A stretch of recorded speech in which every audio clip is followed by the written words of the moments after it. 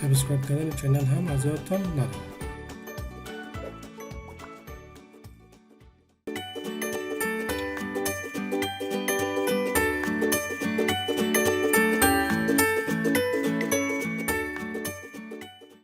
یکم سی مفصل نامتناسب رو میخوایم انالیز کنیم که این بار منتشره و پایین طولش عمل کنه. با خاطر این ما میتونیم که پلت دیدونی استفاده کنیم. این قسمت X direction که است and number of grids در شروع اتکا، در ختم اتکا، یعنی در شروع سیستم، در ختم سیستم، در قسمتی که مفصل داریم ما یک گرید لاین ترسیم میکنیم یا گرید لاین در نظر میگیریم. پس در X direction 3 گرید لاین، در Y direction 1، در Z direction هم چون ما دو ارتفاع داریم پس برش 3 گرید لاین میگیریم که دو ارتفاع شد و گرید اسپیسینگش چون متفاوت است ما میریم که با شکل با دیفالت میمونیم. بعدش میگیم که اوکی، یکی از این دوها رو آف میکنیم، شکل تکیدی به XZ تبدیل میکنیم، به قسمت رایت کلیک میکنیم، edit create data، modify show system میریم، در modify show system اسپیسینگ انتخاب میکنیم. در قدم اول وایه اول ما که شروع اتکا تا به جایی که ما مفصل داریم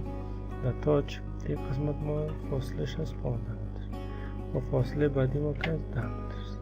این انتخاب میکنیم و در زاید دایرکشن که از فاصله اول ما 5 متر است و ارتفاع اول ما 5 متر است و ارتفاع دومی که از 4 متر است. این انتخاب میکنیم و داشت میگیم که اوکی. وقتی که اوکی گفتیم باز هم داشت میگیم که اوکی.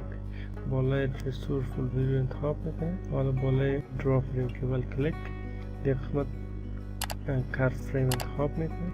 کرف فریم انتخاب کردیم، این قسمت شروع کمان است و این قسمت هم ختم کمان. این انتخاب میکنیم. در قسمت در لاین آبجکت تایپ میکنیم، کرف انتخاب میکنیم. در سرکولر آرچ دیفاین کورس کست یعنی در کرف تایپ میکنیم در پراپولیک آرک.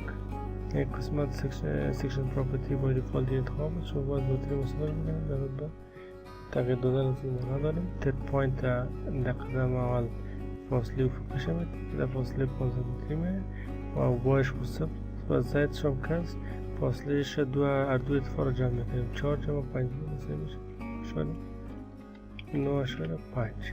این انتخاب میکنیم. تعداد سگمنت طول کلی ما 25 متر است. پس 25 تقریبا 25 سگمنت میگیریمش که در 1 متر برامون نشان میده و بعدا برش میگیم که break into multiple equivalent objects انتخاب میکنیم که تقسیمات برامون نشان میده و از این بعد برش میگیم که اوکی. وقتی که اوکی گفتیم شکل برامون ترسیم میشه. حالا در قسمت شروع و ختم اتکای ساکن داریم. در assign میکنیم join restrain اتکای ساکن انتخاب میکنیم. در قسمت مفصل برش معرفی میکنیم assign frame release partial fixity.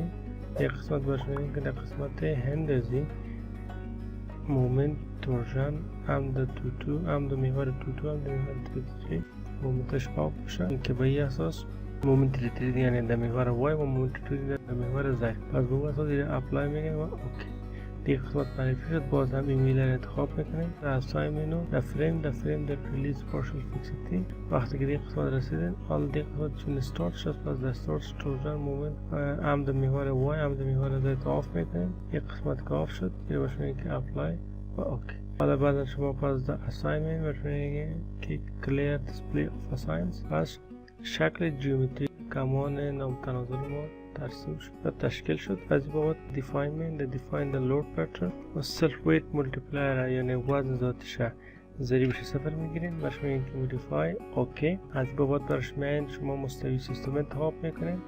set analysis option exit plane انتخاب میکنیم. بعد برش میگیم که اوکی. حال نظر به سوال سر تا باخر ما بار منتشره به اندازه 4.5 تن فورس بر متر داریم. پس تمام قسمت کمان ما سلکشن میگیریم. assignment the frame loadment distributed در قسمت the load direction and gravity project انتخاب میکنیم. چون بار منتشره که ما محاسبه کنیم عمود بالای مستوی افق است پس ما میخوایم که این تبدیل کنیم به امتداد خود کمان. پس شما gravity project انتخاب میکنیم. بار منتشره که عمل کرده 4.5 تن فورس بر متر است. پس این نوشته میکنیم و شما اینکه اپلای و اوکی.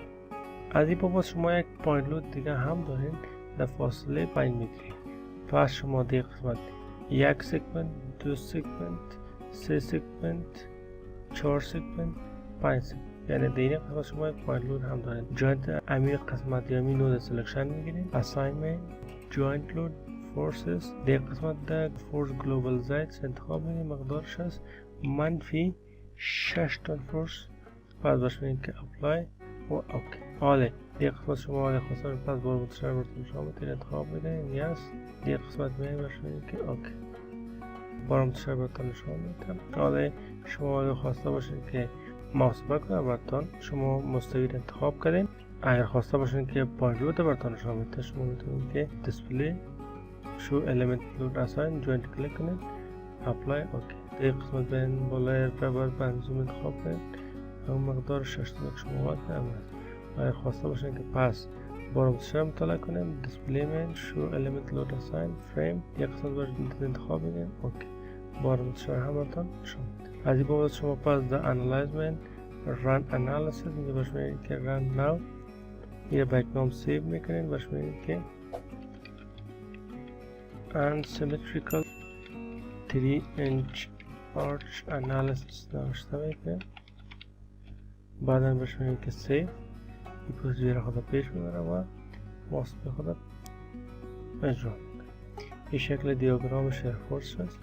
اگر خواسته باشید که عکس العملش چکنن این دیگه قسمت من جوین اوکی عکس العملش رو میبینید که دیگه قسمت شما باشید که ربر بند زوم انتخاب کنید. این عکس العمل یک اتکاش بین ترتیب این عکس العمل دیگه اتکاش دیگه به یه اساسی رو براتون نشون میده. بین ترتیب اگر خواسته باشید که مقدار مومنت براتون مطالعه کنید باش میگید که فلنکبل تندنس اینجا باش میگید که مومنت تری اینجا باش میگید که اپلای و اوکی. به یه اساس برش فل زوم انتخاب کنیم. مومنت علی خاصه که اسکیلت رو بزرگ کنیم باشه که پس دوی قسمت که یه برش یوزر دیفاین بیه و اسکیلش مثلا یک انتخاب کنیم اپلای. مقدار مومنت زیاد میشه یک زیاد هست اسکیلش باشه که پس فرد بسید یه سفر شر 5 یه سفر شر 20. به یه اساس براتون مومنت دیاگرام مومنت هم براتون نشون میده. در هر پورشن هم شما میتونید یک left کلیک کنید یا رایت کلیک کنید براتون پورشن رو مشخص براتون نشون میده. شما عکس بزنید براتون نشون میده. اگر خواسته باشید که اکسل فورس نشون میده یا اکسل پی ان تی انتخاب کنید اکسل انتخاب. اگر در شروع و در ختم دارش براتون نشون میده که مقدار مومنت اکسل تمامش رو میتونید که دیگه قسمت شما مطالعه کنید. این بود محاسبه کمونای نامتناظر که متناسب نباشه و بارمتشه با شکل مختلف عمل کرده باشه. یعنی هم بارمتشه داشته باشه هم پوینت لود و تفاوت ارتفاعات در اتکاها وجود داشته.